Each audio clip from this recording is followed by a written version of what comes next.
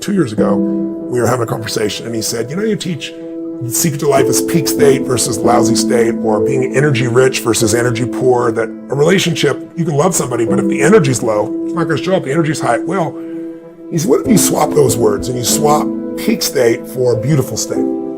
I said, that works. A high energy state is a beautiful state. Any state where your high energy would be like love or joy or gratitude or drive or courage or faith or, playfulness or fun, any of those things are beautiful states. So he goes, yeah, I agree. And I said, and then suffering states would be low energy states. So that would be frustration, sadness, anger, resentment, loneliness, boredom, whatever.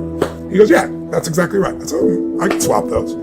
He goes, if you swap them, there's something cool that you might see or do. I said, what's that, Christian? And he said, I've made a decision that I'm going to live my life where I'm going to live in a beautiful state every day, no matter what, even if it rains on my parade, even if people do things that are unjust. And he said, the reason is because in a beautiful state, just like you teach a peak state, everything flows. And I said, well, that's pretty much what I've been teaching. He goes, yes, but if you think of the lousy states as suffering states, he said, then you can end suffering just by ending the state. But I realized I didn't relate to suffering. Like if you had told me 2 years ago, Tony, do you suffer? I said, are you kidding me? I got the greatest life. I have the most incredible wife and 4 kids, and I got 31 companies, and I'm financially free, and I have a mission I love, and I'm in good health. And that would all be honest. I wouldn't have been dishonest about it. But what really helped me out of that conversation, I left there and I went, well, where do I suffer? And I realized frustration is suffering. I get frustrated. I get concerned. I get pissed off. I get worried sometimes. I get these feelings. And so what I decided to do was, just really create a 90-second rule for myself where I would end suffering as it arises. Because anybody tells you you're going to end suffering is full of crap.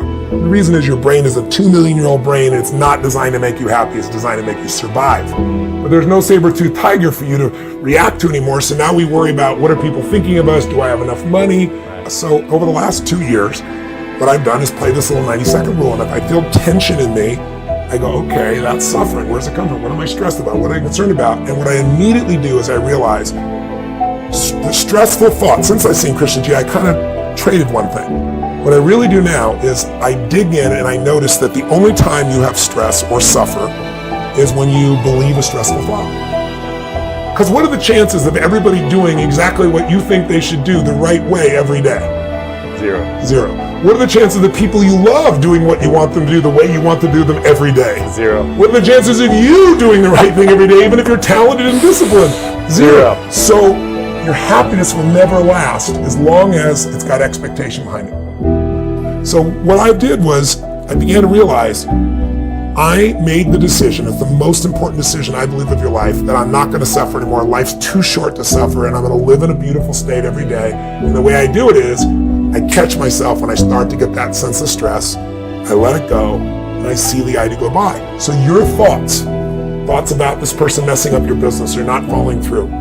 If I was in a room with 10,000 people, I guarantee you 60, 70% of the business owners have the same thoughts at times, right? I ask people all the time, tell me your most stressful thought. Oh, I'm worried about my children, this may happen. How many people have had that thought? Everybody.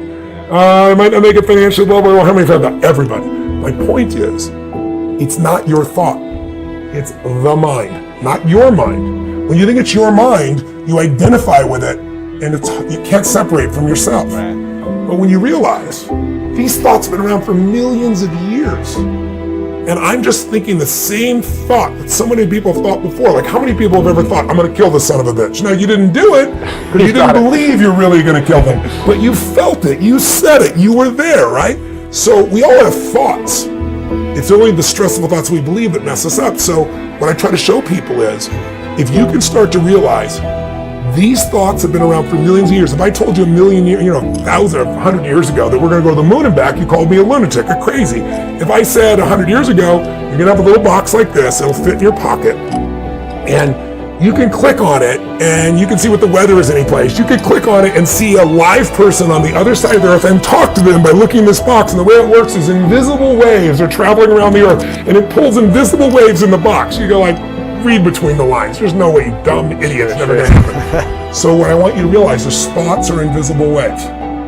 When you turn on TV, it takes invisible waves, and depending on the channel, you're going to see a love story or an adventure or a drama or a comedy or a horror, the way you use your body determines which of those thought waves come through you.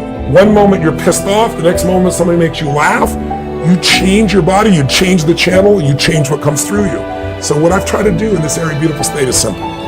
First, identify where you're suffering. What's your favorite flavor? Are you a worrier? Are you a pissed off person? Stressed, angry. What is it you do?